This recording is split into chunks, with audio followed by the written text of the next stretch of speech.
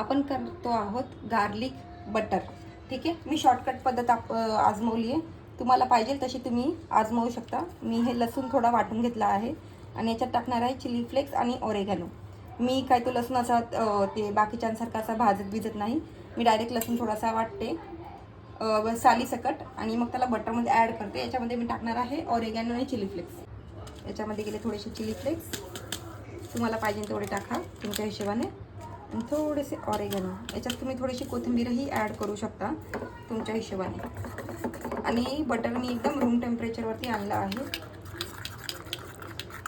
हे बघा, जास्त काही करायची गरज नाही आहे. हे तुम्ही नॉर्मल याच्यामध्ये करू शकता घाईघाईमध्ये. आणि ज्यांना ऑथेंटिक गार्लिक बटर करायचं आहे त्यांनी यूट्यूबवरती बाकीच्यांची रेसिपी बघा. हे झालं आहे माझं गार्लिक बटर.